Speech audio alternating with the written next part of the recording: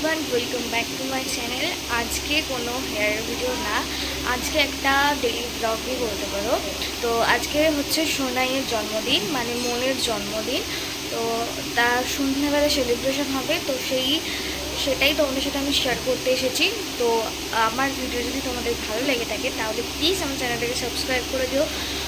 আর চলো, আজকে সারাদিন সেইভাবে কিছু ব্লগ শ্যুট করার নেই, তবে সন্ধ্যের সব কিছুই তোমাদের সাথে শেয়ার করব। আর মায়ের হাতে স্পেশালি কী রান্না হচ্ছে তোমাদের সাথে শেয়ার করব। তো চলো, আজকে এই কথা।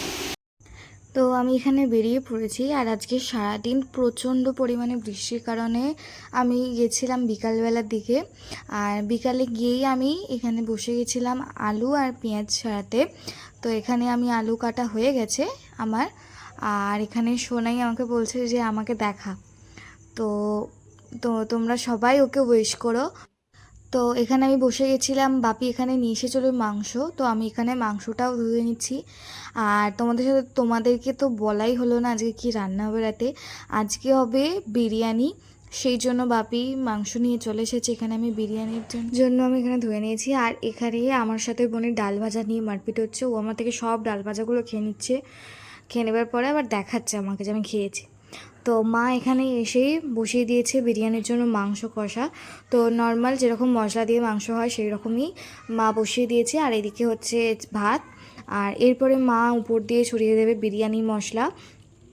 তোমরা যদি চাও তো এর পুরো রেসিপি আমি তোমাদের সাথে শেয়ার করব, তো প্লিজ আমাকে কমেন্টে জানিও।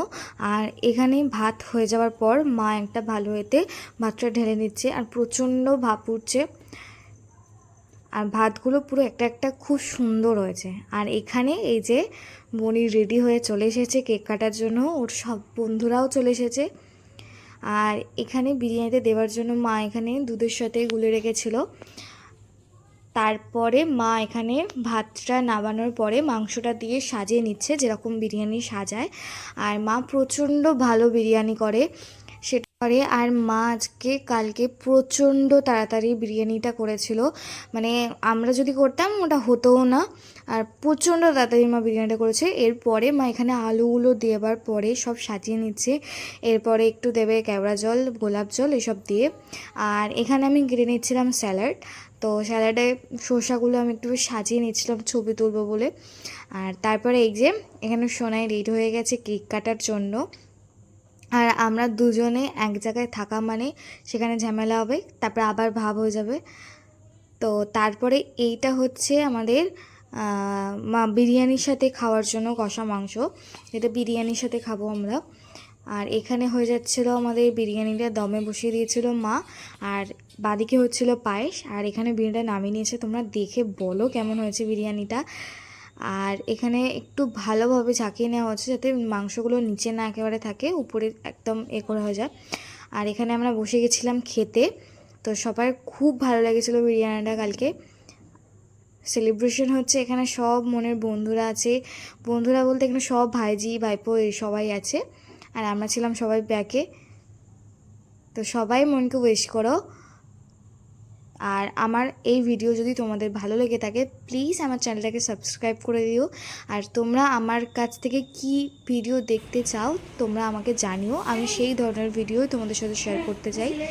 আর ওর দাদাভাইয়ের তরফ থেকে একটা গিফট ছিল, তো তোমরা দেখো ও কতটা হ্যাপি। আর সবাই ওকে অনেক অনেক গিফট দিয়েছে। তো ও এই ছবিটা তুলেছিল দুর্গাপুজোর সময়, তো ওর খুব পছন্দ ছিল, সেই জন্য ওর দাদাভাই ওর জন্য এই গিফটটাই নিয়ে এসছে। তো দেখো ওর রিয়াকশানটা কী হয়।